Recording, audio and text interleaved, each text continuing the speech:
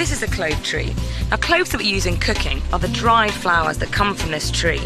The plant originated on some incredibly small volcanic islands called the Moluccas, and centuries ago, thousands of people lost their lives fighting over the little thing because it was more valuable than gold. Imbued with magical properties, sought after for medicines and aphrodisiacs, with the power to build empires and destroy lives. This is the story of spice.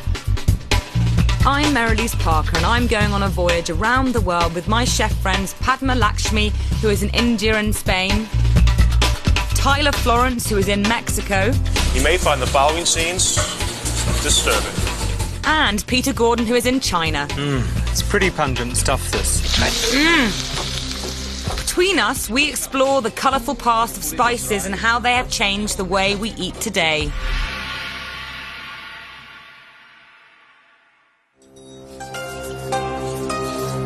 We follow the journey spices made from China over the Silk Route to the Middle East, and from the Spice Islands through the spice ports of Malacca, Sri Lanka and Kerala via Arabia to Europe. And from Central America to Spain, and from there around the rest of the world.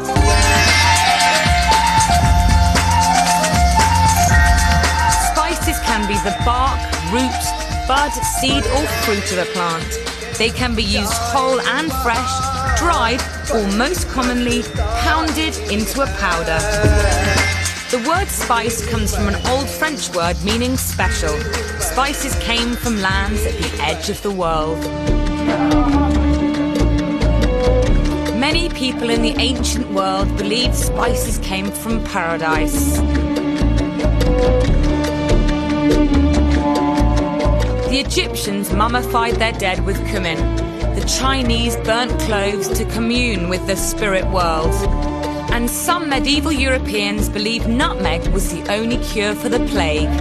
Pepper was so valuable it was used instead of money, and it was pepper that the Romans were so mad about.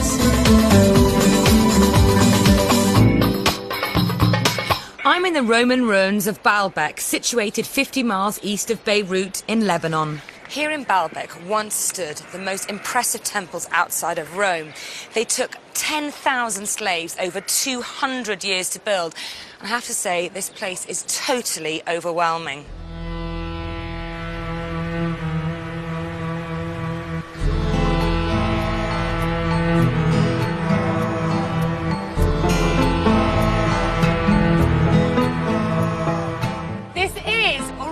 The Temple of Jupiter, and if I can get up here, you can get the picture of what an extraordinary piece of engineering this was. And though only 6 columns remain, they've survived centuries of war and earthquake, and each one is 20 meters tall, and I feel absolutely tiny. Baalbek is situated in present-day Lebanon in the Bekaa Valley. Traders brought their wares from Egypt in the south, through Baalbek and up through Turkey, and then on to Rome. Baalbek has been an important holy place for thousands of years. Under the Phoenicians, it was the scene of human sacrifice and temple prostitution. The Romans added to the Phoenician city, building Baalbek on an extravagant scale, unlike anything in Rome. At its height, Baalbek housed 250,000 people. From time immemorial, traveller merchants trod ancient routes trading spices. They made up fabulous tales to boost their value to a public eager for novelty. Ambergris was said to be the spittle of dragons, and cinnamon was stolen from nests guarded by giant birds. Although the Romans weren't the first to use spices in their cooking, they were the first to use them in industrial quantities, and the one they were mad for was pepper. This is pepper. Rome was ransomed for it, people were murdered over it, and I bet you didn't think about that last time you twisted a bit over your pizza. Black pepper only grew on the Malabar or west coast of India, a 5,000-mile journey to the tables of Rome. The spice capital of the Malabar coast is Cochin in Kerala. It's still today a vibrant port where all sorts of spices are grown and sold. Padma Lakshmi is there to find out more. It's the combination of Kerala's climate, hills and soil that yield the biggest quantity and some of the best spices in the world.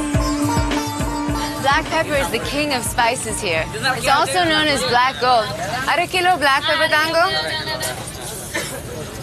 Not only was it a prosperous commodity, but it used to be given as a treasured gift to visiting dignitaries.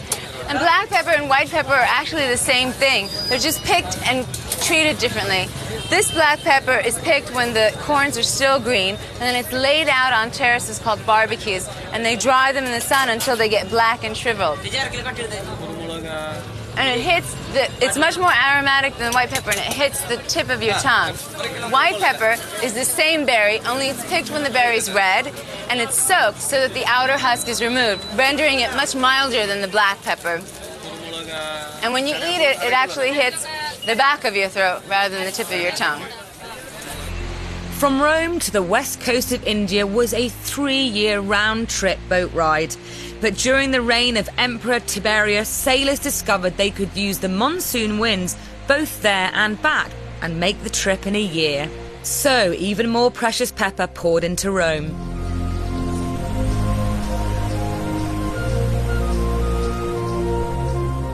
I'm at Butser ancient farm in England, where besides Iron Age houses, they've also rebuilt an authentic Roman villa. In the world's oldest cookbook, the Roman cook Apicius uses black pepper in at least 2/3 of his recipes. Sally Granger shows me a pork recipe using the Romans' favourite spice. The smell of freshly ground pepper on hot food, as you know, is glorious. It was important in every dish. Every dish that in the cookery book that survives says finished with black pepper. They're freshly ground. Obsessed with black pepper. Straight away, I run into a spice I've never seen before. What are they? Now, these are wonderful. This is a bayberry. The laurel leaf, the bay leaf. Well, as in the laurel leaf that they wore on their head? Exactly, yes. Bay's a very strong flavour. You smell it. It has the aroma of bay leaf. Technically, you can't eat a bay leaf, of course. No, you add flavours. Exactly. This you can actually put into the food. We also add local Mediterranean spices: lovage, dill, cumin, and coriander. The final one is something called isa fetida. You've heard of it? Yes, I use this great dal. And it stinks. It stinks. It's isa as in resin, and fetida as in fetid. And in India, see again, this is an Indian spice, isn't it? This originated. Well, it actually originated in Afghanistan. That was where it first was grown. Its meat tenderising qualities are paramount. What Sally is cooking is the first recorded example of finger food. You cut it into dice, but you leave it on the skin, and the fat keeps the meat moist. So you have these little cubes of meat, and when it's roasted, they can be pulled off. And there's one more surprise for me. We need to add the magic ingredient, Roman fish sauce. Liquamen, it's called. Fantastic. And I thought fish sauce was Asian. Well, yes, but the Romans and the Greeks, in fact, the Greeks first, invented fish sauce. They developed the idea of taking anchovy, small anchovy, and mixing it with salt and allowing them to dissolve and ferment. It should be a tablespoon, but we don't have one because the Romans didn't have tablespoons. Give that a stir for me. So that's our marinade for the meat. Okay. Just pour it like that? Yeah, all over. Apicius tells us that we should now leave the meat to marinate for 3 days. Gosh, it must have been quite interesting by the end of the 3 days. Yes, I think so.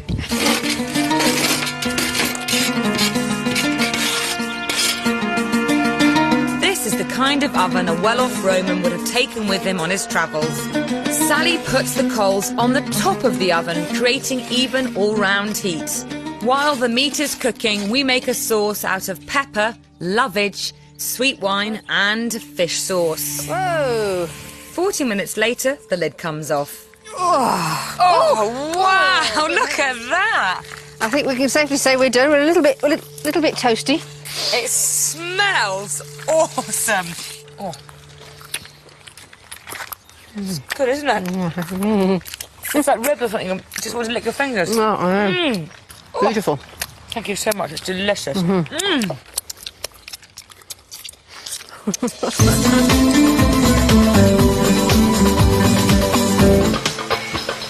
At the other side of the known world, the Chinese were also going nuts for spices.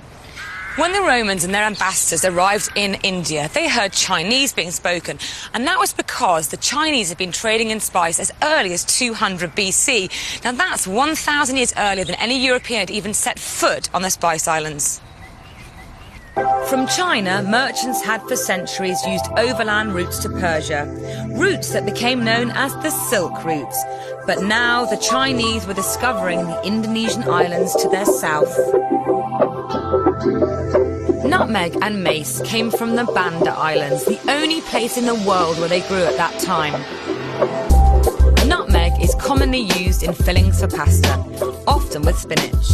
Mace is used in milk-flavoured sauces such as bechamel. Cloves came from a few tiny volcanic islands nearby. Derived from the French word clou, meaning nail, the clove oil contained eugenol, an antiseptic still used in toothpaste and gargles.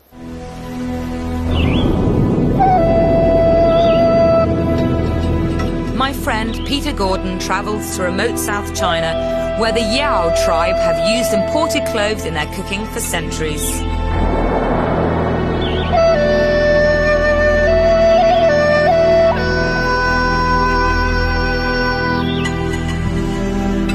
Spices play a key role in Cantonese cooking.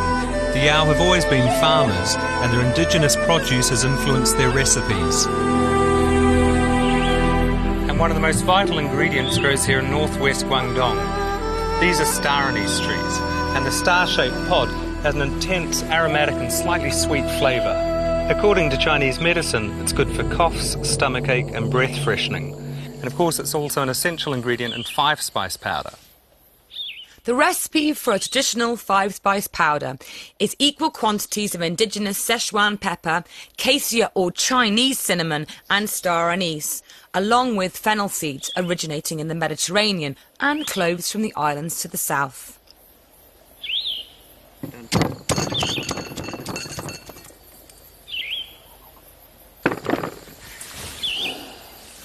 It's pretty pungent stuff, this, and when you're cooking with it, a little goes a long way, so you don't need to use too much, and it does keep for a while.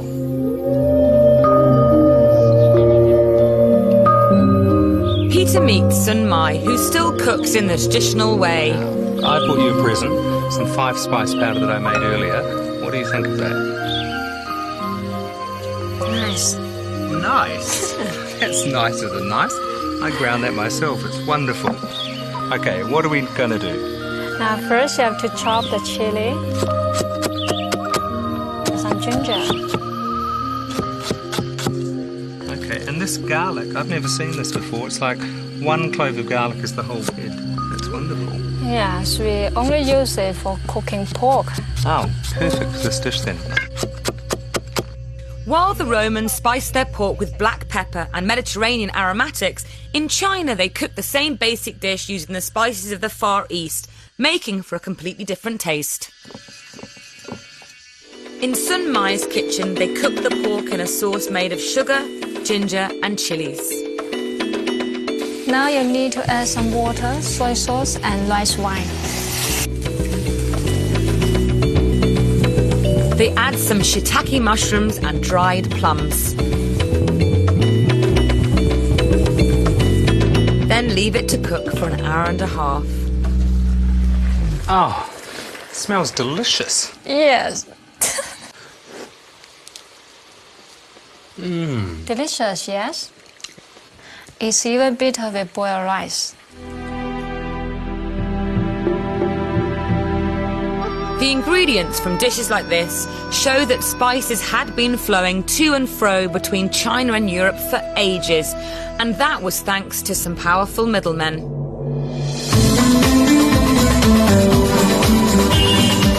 Welcome to Lebanon.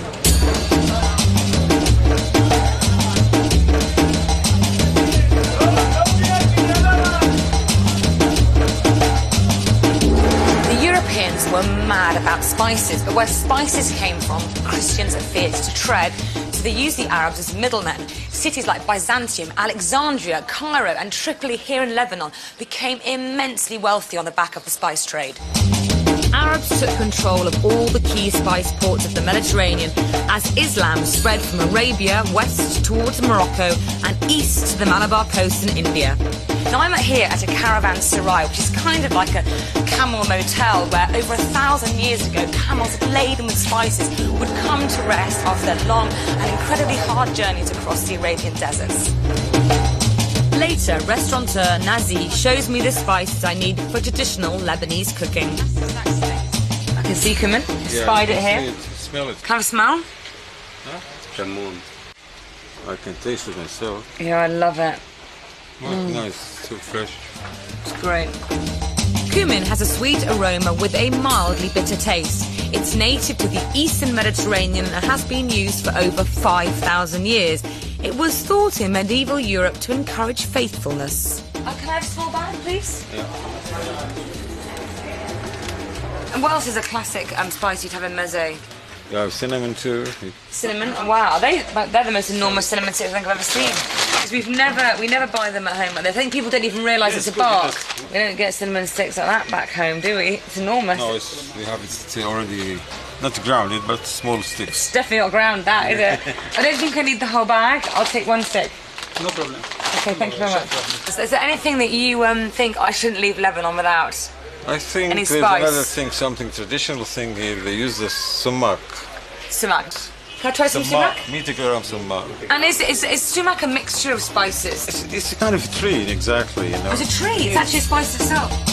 Naz tells me that sumac is used widely in Lebanese, Iranian and Turkish cuisines. The Romans used sumac as a souring agent, in the same way we would use lemon juice. Whoa. I'm going to be spiced out, but it's perfect. You need toothpaste when you travel home.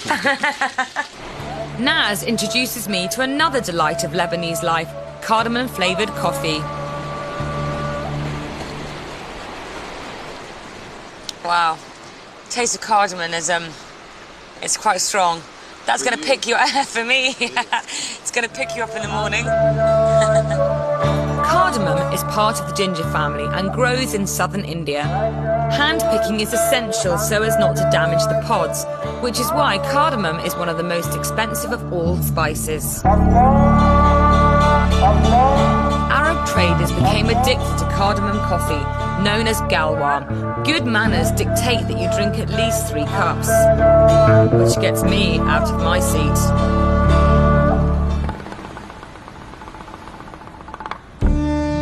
Back on the spice trail, I visit the Bekaa Valley. Peaceful at the time of my visit, now politically volatile. I have come to find out about a spice-laden meal which sums up Middle Eastern hospitality.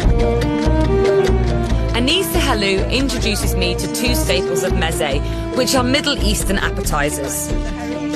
First up, tabbouleh, a salad made of Bulgar wheat, parsley and tomatoes.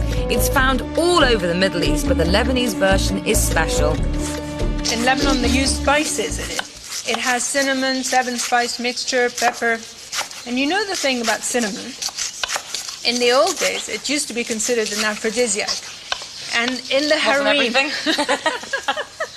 and the concubines in the harem used to rub themselves with cinnamon bark before the Sultan came to visit them.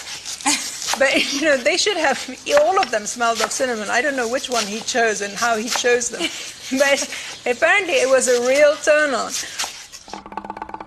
Tomatoes were only added to the recipe when the Spaniards introduced them in the 16th century to Europe and the Old World. And this is always in tabbouleh, isn't it, tomato? Always. And not peeled, not seeded, nothing. You know, you use the whole thing. Well, also because you want it to crunch and you don't want it to be too soft.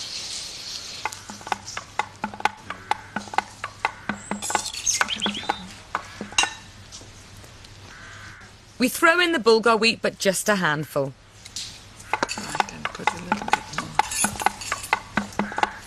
Aphrodisiac. The cinnamon. And quite a bit. The 7-spice mixture. Now, this is a very interesting mixture. It's 7 spices. We use it in a lot of different things in Lebanon. The 7-spice mix includes black and white pepper, cinnamon, cloves, nutmeg, ginger and sumac. Oh, can I help? I'll go around the outside. Here, let me do this side and then. Anissa also shows me how to make the classic dish hummus, which we garnish with paprika. Just looks like a picture, That's you know. it. Now, the Turks do hummus slightly differently. And what they do is that they season the hummus with cumin and paprika. And so the hummus is a little bit less creamy in color, a bit darker, and spicier, not hot spicier, but tastier.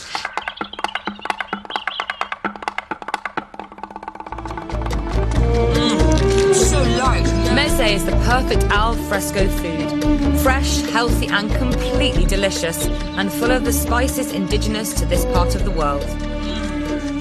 You know that's good for you, don't you?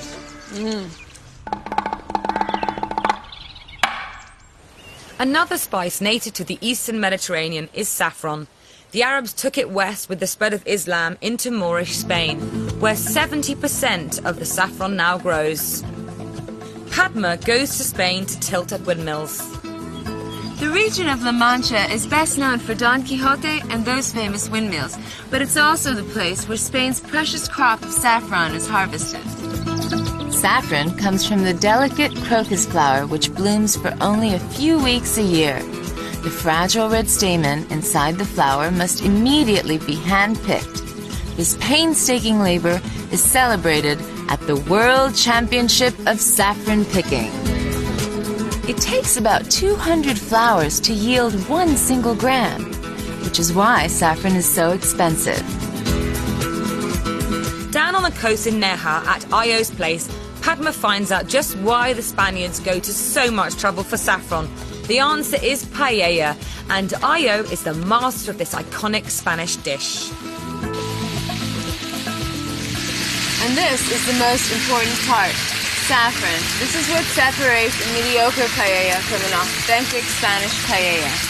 We're going to add it to the middle of the pot. Now we're putting in tomatoes. They've been peeled.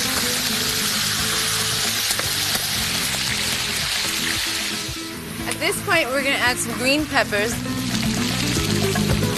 Io adds a Spanish short grain rice called bomba, and his secret ingredient is his tasty stock, made from chicken, seafood, and locally grown vegetables. It's hard to imagine paella without the distinctive taste and even colour that saffron, a spice from the east, gives this classic Spanish dish. Buenísimo.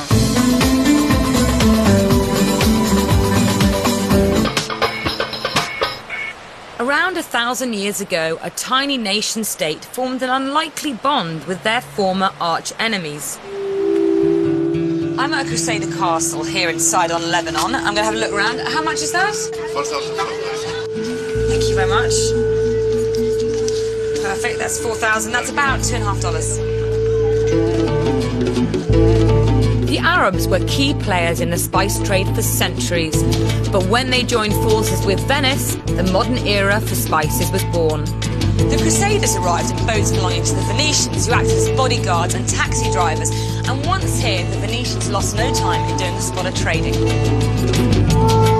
Venice joined forces with Egypt, and the Egyptians protected the Venetian fleets as they sailed from Cairo to Venice.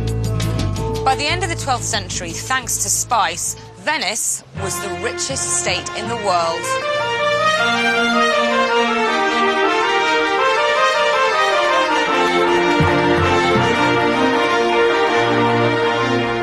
The risks may have been great, but the profits were colossal. The likes of Venice's extravagant wealth was unseen before in the Western world and spelled an end to the Dark Ages in Europe.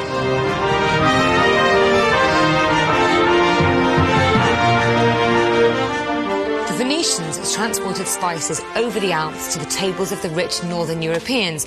In those days, 1 pound of ginger was worth the equivalent of 1 sheep, and 1 pound of mace the equivalent of 3 sheep or 1 cow. Even then, the medieval palate was very sophisticated in its taste for spice.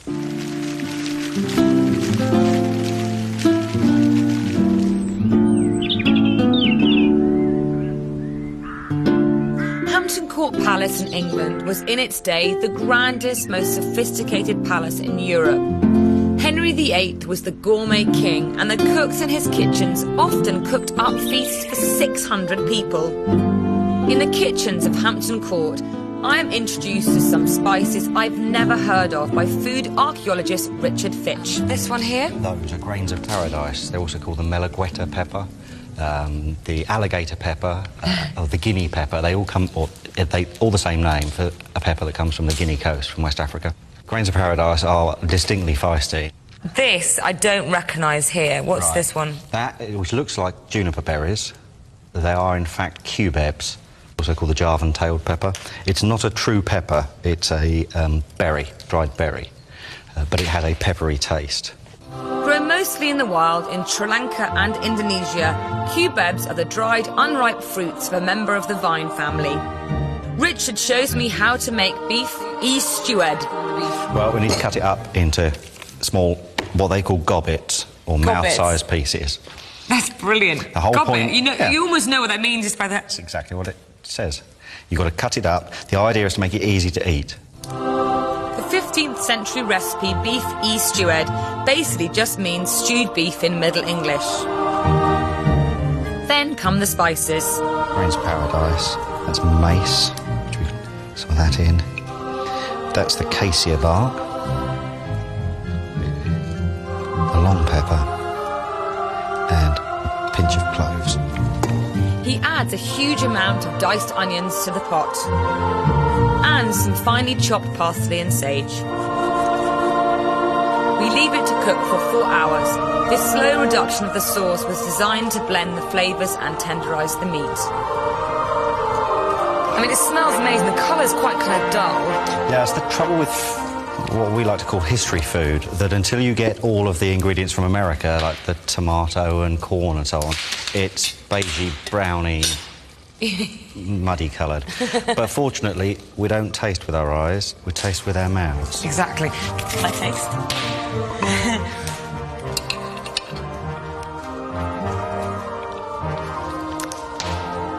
Wow. I really thought I wasn't going to like that, and it is absolutely delicious. There are so many flavours in there that are kind of familiar, but they're like a distant cousin. You know, I can taste pepper, but it's so much more sort of perfumed. If you get the balance right, it stops being spicy and becomes spiced, and that's the aim. At the end of the 15th century, Venice still dominated the European spice trade, but a power over on the western edge of Europe wanted a piece of the action.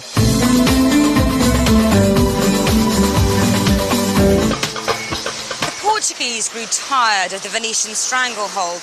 They poured money into alternative ways to get to spice. After thousands of lost lives, they clinched it. They devised a ship that could sail upwind, which meant it could go round the southern tip of Africa. The race for spice was on.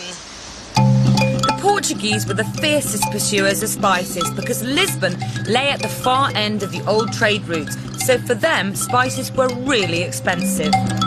But in the 16th century, Lisbon became the opulent centre of a vast empire after Da Gama discovered the sea route to India. Heading out from Lisbon, Vasco da Gama made his way around the Horn of Africa in 1487. First stop, Mozambique.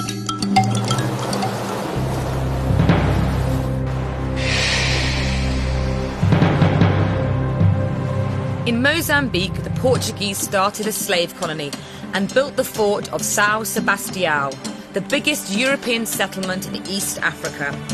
This protected Portugal's interests in gold and slavery. Today, it's the oldest complete fort still standing in sub-Saharan Africa. The Portuguese murdered their way up the east coast of Africa and then made the intrepid journey across the Arabian Sea, arriving on the Malabar coast and the spice port of Calicut.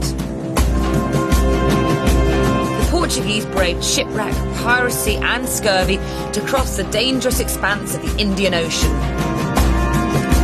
With the battle cry for Christ and spices, they arrived on the west coast of India. Using surprise and superior gunfire, they blew all competition out of the water. Goa became Portugal's base in India, home away from home, a Catholic stronghold surrounded by Muslim India.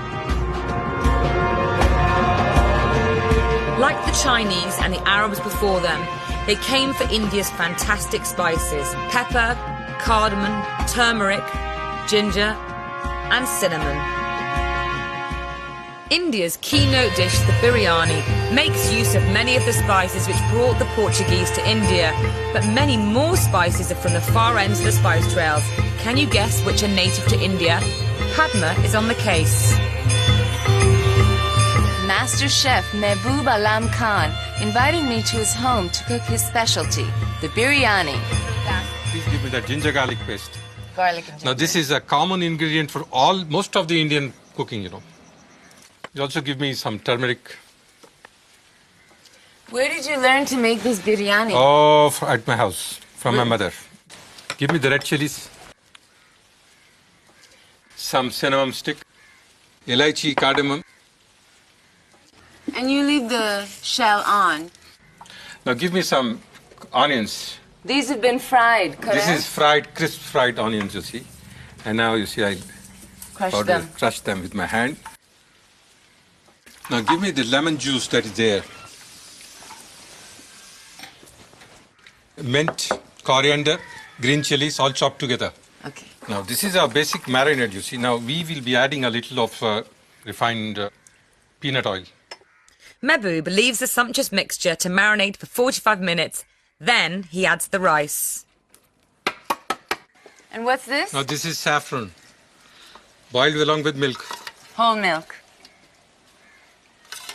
No. In a pot sealed with pastry, it's left to cook for 40 minutes. Did you guess which of all those spices came from India? Well, it was cinnamon, cardamom, and turmeric, which are native to India. The others are from Europe, South America, China, and South Asia. How it tastes? Very tasty. That's really delicious. Excellent. Nothing to compare with the biryani, I say. Nothing to compare. Indian spices were all very well, but the Portuguese thirst for spices seemed unquenchable.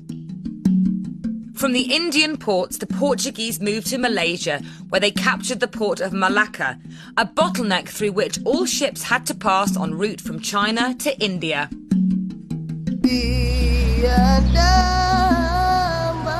Malacca was a huge prize, the richest port in Asia.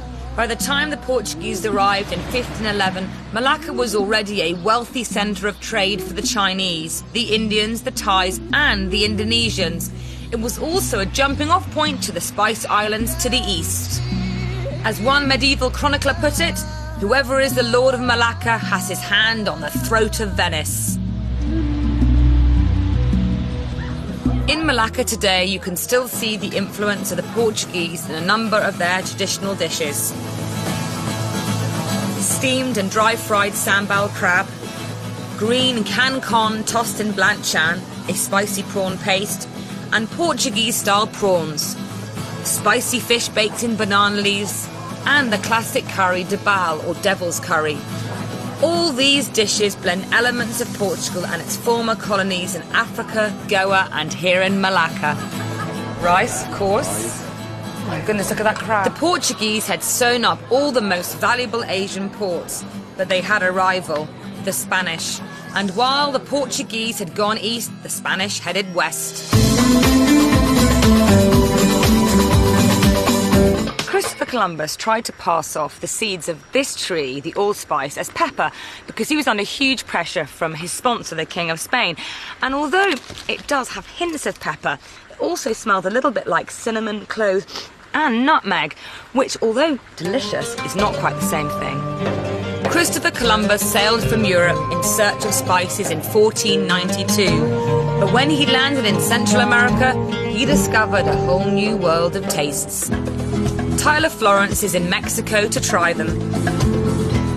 When the Spanish first set foot in Mexico in the 16th century, one of the world's greatest culinary adventures began, Mexico became the major gateway between Europe and the Americas, with each culture swapping indigenous foods and cooking ideas.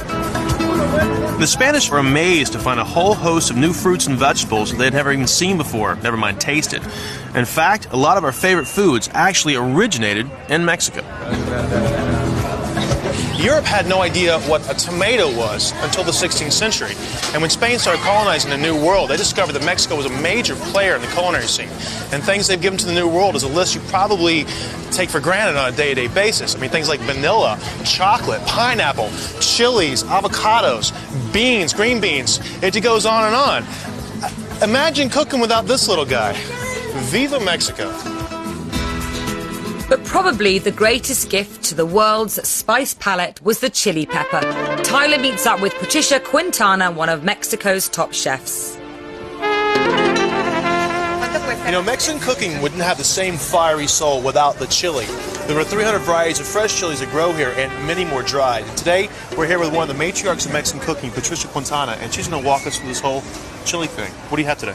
Chiles poblanos. Those are beautiful. Well, the poblano is a staple to Mexican cuisine, and it grows, all year round.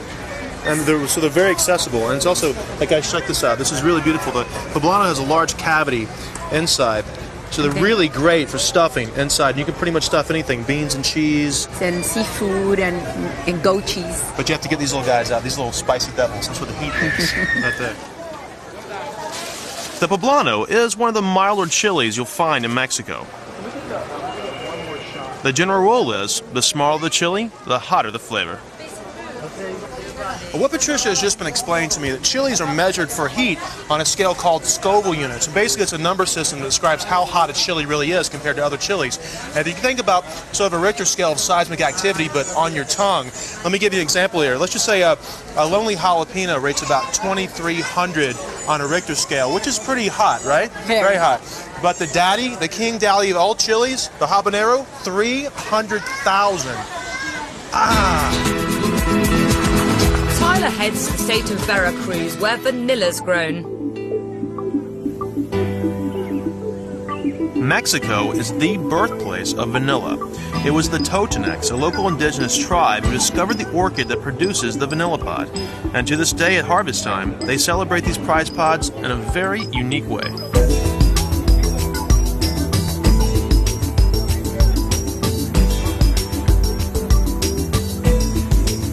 Those mad flyers above me are known as voladores, and they are the native Totonac people of Veracruz. And they're kicking off a 7-day festival celebrating the vanilla bean.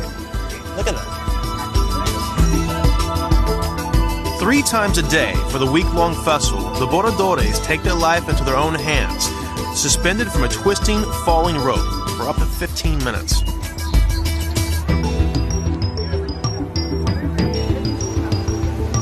The Totonacs developed the painstaking process of curing the vanilla pods, a secret they guarded for centuries. Those little black flecks you find inside your vanilla ice cream are called vanilla beans, and they come from this guy, which is a whole vanilla pod. Now, vanilla is the second most expensive spice in the world behind saffron. As a matter of fact, this guy would probably go for about $10 in the States, about $1.50 here, so I'm definitely going to snag a few. But the sticky smell of this thing, it's like the best scoop of vanilla ice cream you ever had in your entire life, times 10.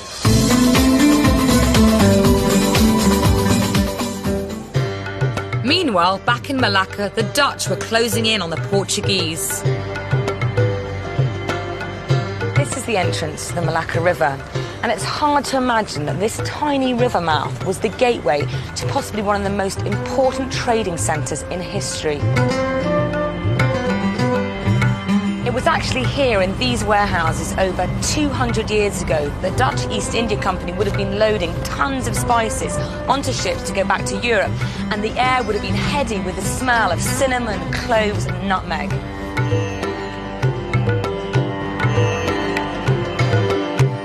The Dutch stole the precious port of Malacca from the Portuguese, and from here they could access the 2 islands in the Moluccas to the southeast, which were home to the most valuable spices of all.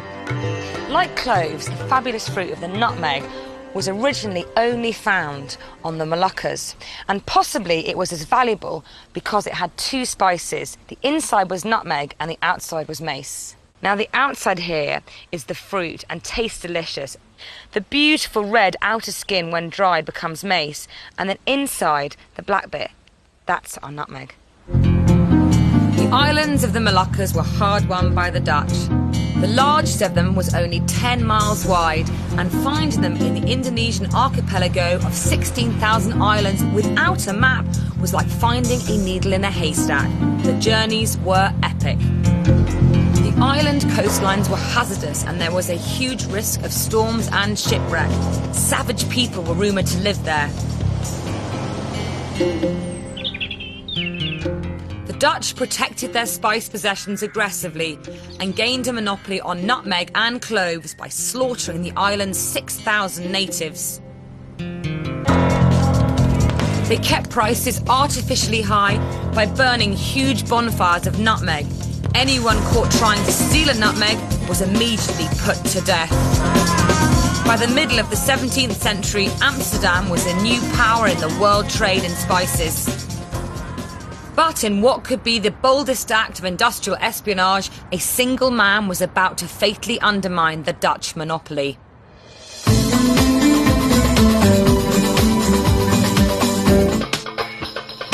Mauritius, an island paradise in the middle of the Indian Ocean. It was here that one of the more bizarre chapters in the spice story was to be played out, when a well-named Frenchman took on the Dutch. When the French first came here to colonise the island in 1721, they thought it would be a good idea to make Mauritius into a spice island and take away the monopoly that the Dutch had at that time. And Peter Poivre came here, Peter Pepper in English, came here, and he thought it would be a good money-making proposition to bring various spices, nutmeg, mace and cloves to the island, grow them here and make a lot of money. Peter Pepper managed to grab a nutmeg seed from Amboina in the Moluccas from right under the noses of the Dutch, and he took it to Mauritius. He lost his arm in his efforts, but he achieved his aim.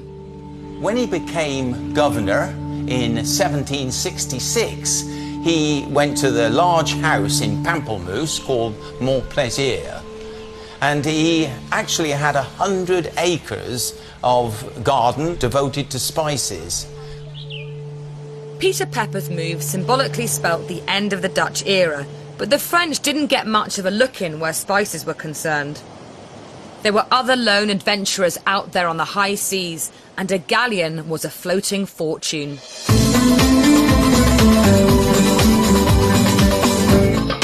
This is the Golden Hind, an exact replica of the boat Sir Francis Drake sailed around the world in 1577. After plundering Spanish galleons along the coast of America, Drake arrived in the Spice Islands of the Moluccas. He made a deal with the local sultan and left with 6 tons of cloves. When Drake arrived in England, his hold full of gold and spices, he was able to pay back his investors 47 times over. To the British, he was a hero. To the rest of the world, a pirate. Drake's hugely successful trip led to the setting up of the British East India Company, whose aim was to exploit Asia's markets. The British gained the tiny spice island of Run in 1603, later swapping it for the then altogether less spicy island of New York. Eventually they took hold of the Malaccan Straits and ended the Dutch stranglehold. Just up the straits from Dutch Malacca, the British established their own base in Penang, and you can still see the British influence in these grand buildings in Georgetown, Penang's capital. In 1786, a Royal East India Company captain, Francis Light, made a deal with the local sultan and invited people from all across the British Empire to settle here. 2 main communities were established here and still thrive today: Chinatown and Little India. The local spice shops go back generations, and I'm going to meet journalist Himanshu Bhatt to find out more.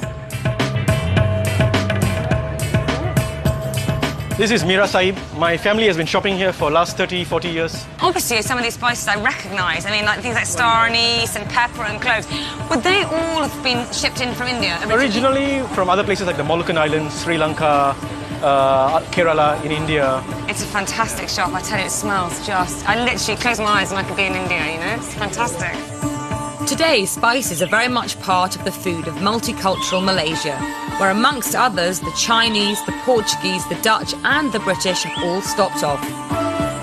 And now Malaysia is home to Asia's biggest spice farm, Nazuha, covering 300,000 acres with 100,000 plants. It exports its organic spices all over the world. I'm going to Langkawi to meet Shukri, the owner of the celebrated Lighthouse restaurant, to have a lesson in Malay cooking. One of Malaysia's modern-day dishes is reflective of its varied past as a spice trader's mecca. And now we're going to make something very special. Right. What are we going to make? It's a beef rendang. Delicious. The key dish includes pounded chili, onions and lemongrass. Then galangal, ginger, then garlic. You need all the other spices. Oh, star anise. Star anise, yeah. Cinnamon, cloves. Cinnamon, cloves, flour. Cardamom. That's it, cardamom. They're like the aromatics, aren't they? That's right, you need all this for the aroma. These are the real stars of this dish. Oh, yeah, put that in. Yeah. Yes, fantastic.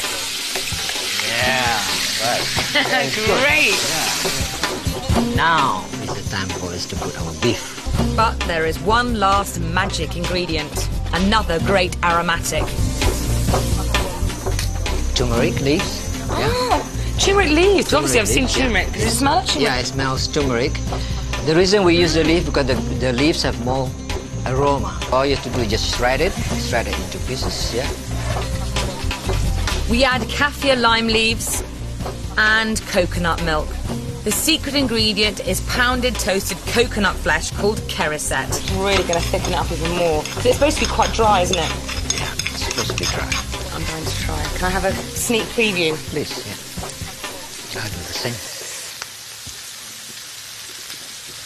Let me try it. The meat is meltingly tender. It's incredible how all the spices have blended in sort of really in-depth flavour. And the meat is just melting. Oh, fantastic. By the end of the 19th century, the British had reached into all corners of the known world. For over 100 years, British traders have been bringing back plants to this place, Kew Gardens in London, home to the largest plant collections in the world. Here specimens could be checked and cross-checked, all 80,000 of them. Research which still continues today. The British planted spices everywhere.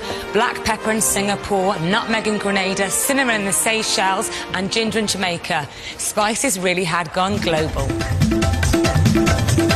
Once the monopolies were broken, spices became available to everyone. And now you can get almost any spice from any supermarket. But now we no longer have to steal spices from the nests of dragons. Has the spice gone out of spice?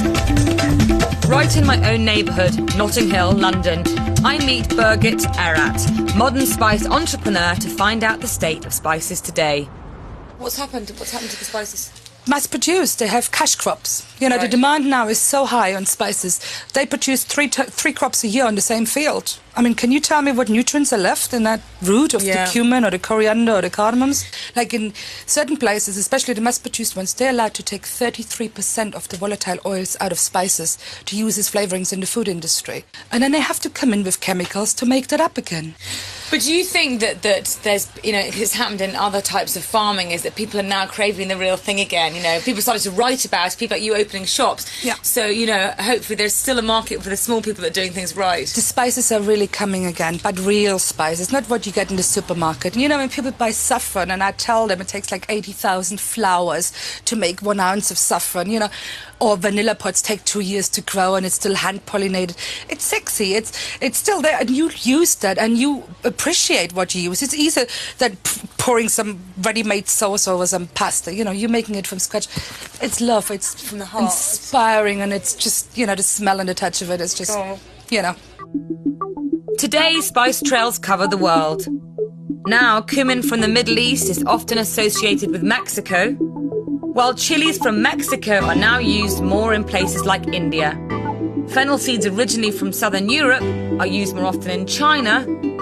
ginger from India is used copiously in Caribbean food, and turmeric from India is used a lot in the food of North Africa, while cinnamon from Sri Lanka is massive in Indonesia. Fortunes have been made, empires been built, even a new world discovered through spice. Thousands of years of obsession with exotic aromas has caused men to pillage, plunder and explore the world.